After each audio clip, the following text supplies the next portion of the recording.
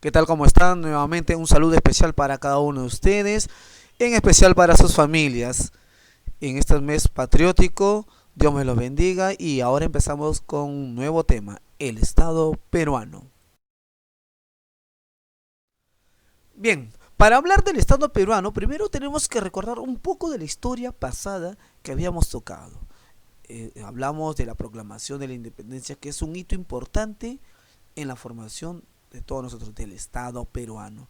Vamos a deberle mucho a quien, a don José de San Martín, quien fue uno de los grandes señores que hizo una gran travesía, ¿no? Toda una odisea en nuestro país para que el Perú, nuestro país, sea independiente y así pueda formarse el Estado peruano. En este proceso se van a dar, ¿no?, cosas importantes como el acta de la independencia, o sea, esta firma en Cabildo. Luego más adelante el Congreso, cuando se instala, o se da, o se forma, se crea el primer Congreso Constituyente, en esta oportunidad por don José de San Martín. Y por último, ¿no?, cuando ya se dictamina, se da se crea la primera constitución política del Perú, en esta oportunidad por Torre Tagle, ¿no? Ahora, de entre todo esto, lo más importante es la proclamación de la independencia, que lo decreta nuestro señor don José de San Martín, ¿no? Y así pues, en base a esta historia, que bueno, lo ven ustedes en el, ¿no?, en esta pequeña ¿no?, mapa que vemos, primera pequeña, perdón, línea de tiempo, ahí podemos apreciar todo esto, ¿no? Cómo es que se formó el Estado peruano. Algo muy importante que todos tenemos que tener claro que es que el Estado peruano somos todos nosotros. El Estado peruano es todo lo que tú pisas, respiras y pues caminas, ¿no? El Estado peruano es toda una nación jurídica, como dice en nuestro texto, ¿no? Un territorio generalmente propio, nuestro, ¿no? Tu país, tu territorio. Ahora, el Estado peruano es uno solo, no es que hayan varios. No, no, no, señores, no, chicos, no, nada de eso. El Estado peruano somos uno solo. Es como tu casa. Tu casa es una sola. Tu casa es ya sea tu primero, segundo, tercero, cuarto, quinto, sexto, cochera, garaje, tragaluz, todo lo que sea. Cualquier parte que haya en todo ese espacio donde tú vives, bueno, propiedad tuya, bajo un título, ese es tu casa, es lo mismo. El Estado peruano es todo, desde el norte hasta el sur, costa, sierra y selva, y el mar peruano, todo ello, lo que haya, plantas, árboles, ríos, montañas, cerros, costumbre, toditito ese espacio geográfico es el Estado peruano. Y esto es validado gracias a la constitución política que se fue promulgada en el año, ¿no?, 1821, y luego 1823 ya rectificándose más, ¿no? Entonces, todo esto es el Estado peruano. Tú eres parte del Estado peruano. Somos parte del Estado peruano. Y como te decía hace rato, tú eres parte de tu casa y tu casa es todo. Todo lo que encuentres en él es tu casa. Y nadie puede meterse en tu casa a menos que tengas tu permiso. Y por último, dentro de tu casa, tú manejas y pones orden.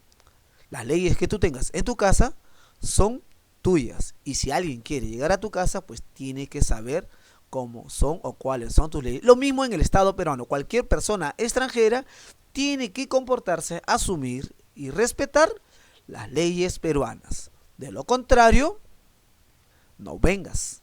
Si no te gustan las leyes de nuestro país, señor extranjero, pues no venga. Simplemente a cumplir las leyes. Es lo mismo en tu casa, ¿no? Si en tu casa todos les gustan de repente la costumbre de sacarse las zapatillas y andar de repente en pantuflas descalzos, como los japoneses, pues tienes que acostumbrarte a eso. Y si no, ahí nomás, gracias. Bueno, espero que me hayas entendido qué es el Estado peruano. Ahora bien, recuerda algo importante, que el Estado peruano tiene tres características importantes y una función principal. Dentro de ellos vamos a ver que el Estado peruano es una república democrática. Tiene que ser, tiene que ser. ¿A qué se refiere con algo democrático? Donde todos tengamos derechos a pensar, a que todo sea por igual, que nadie tenga más privilegios que otros, ¿no? Bueno, entre comillas, eso es A eso se refiere democracia, que todos tengamos derecho a opinar, a razonar, a aportar, todos iguales, nadie más ni menos, a nadie tiene que cobrársele más porque el otro o porque el otro menos, o entre comillas, no, aceptar sobornos para que no pagues nada, no. En un país democrático todos somos iguales, todos tenemos los mismos derechos. Y si van a cobrar a alguien, a todos por igual. Ahora, ¿qué es una república social? Que es otra característica importante del Estado peruano. Cuando se habla de social quiere decir que seamos amigables, que seamos entre todos. Social, no podemos ser un país cerrado. Eso no puede ser el Estado peruano, no es eso. Entonces el Estado peruano es una república social, ya como se podría decir, ya modernizada, ya con costumbres, no es como un animalito que no entiende. No, nosotros sí, ya hay sociedad, hay pueblos, comunidades ya organizada, urbanizada, mejorada. Entonces, a eso se refiere cuando tenemos una república social. Para que me puedas entender, ¿no? Entonces, hasta el momento, estamos hablando de una república democrática donde hay democracia con cada uno de los pobladores. En este caso, con cada uno o con todos los peruanos, ¿no? Una república social es una república que tiene, ¿no? En este caso, privilegio con, todos sus, ¿no? Con toda su sociedad. No hay tampoco discriminación social. Esa es la que no debe haber. No debe de haber una discriminación social, ¿no? Por algo el Estado peruano tiene una característica importante, que es una república social. Bueno, aunque en realidad no lo apreciamos mucho, pero es así, ¿no? Y ahora, por último, una república soberana. ¿A qué se refiere una república soberana? A que todos tienen el derecho de votar y de elegir muchas veces, ¿no? Sus representantes, ya sea dentro de un colegio, dentro de una comunidad, dentro de un distrito, de un departamento y por último a nivel nacional del Perú. O sea, elegir sus representantes, que a uno mismo le guste, le agrade. Ahora recuerda, el Estado siempre va a plantear una administración descentralizada. Bueno, eso es lo que no siempre se ha estado buscando desde un comienzo, que no todo sea centralizado, o sea, un mundo solo, no, sino al contrario, que el Estado peruano pueda tener funciones en varios lados y, o sea, si hay un problema que se solucione, por ejemplo, en Ayacucho, si hay un problema en Ayacucho que se solucione allá, pero con el apoyo del Estado peruano, no que todo venga a Lima, Lima, como en Lima están los tres poderes, no es que todo sea acá, no. Al descentralizar es quiere decir que la ayuda debe llegar a todos lados y también debe de salir de Lima. A eso se refiere lo que es descentralizado. Bien, retornamos a la parte importante de las características. Tenemos tres características importantes. El Estado peruano es una república democrática, república social y soberana. Es como en tu casa. En tu casa también tú tienes una familia democrática donde papá y mamá va a consentir a sus hijos por iguales. No, siempre, pero siempre sucede que a veces damos el apoyo a alguien más que se está esforzando un poquito más, ¿no? Y eso sucede también en el Estado peruano. Siempre van a apoyar al que está dando más y de repente al que más necesita también. Ahora, una república social, en tu casa también es donde todos son, ¿no? Amigables, sociables, ya hay ¿no? Convivencia entre todos, no existe diferencia, ¿no? Oye, ¿sabes qué? Mira, ¿sabes qué?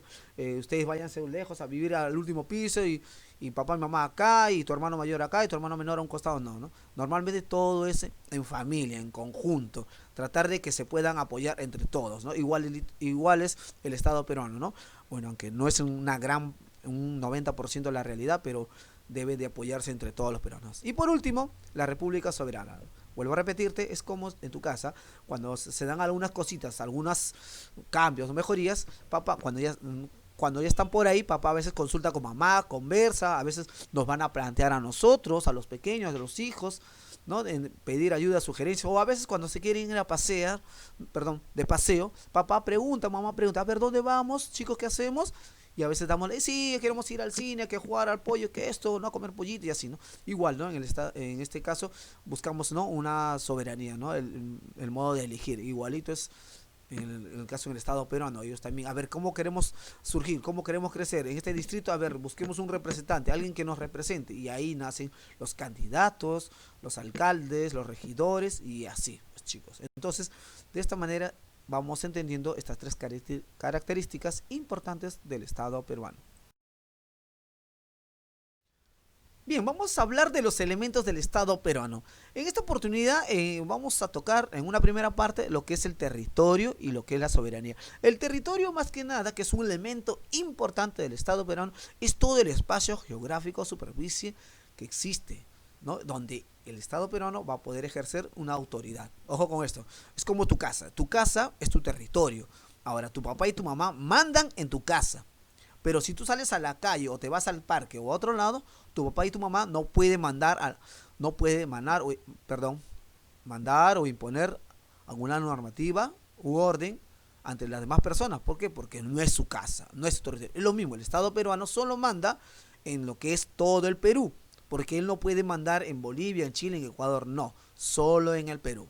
Ahora, soberanía. Soberanía, como dice, es la potestad que tiene el Estado de hacer que dentro de su territorio se cumplan las leyes y decisiones de su gobierno.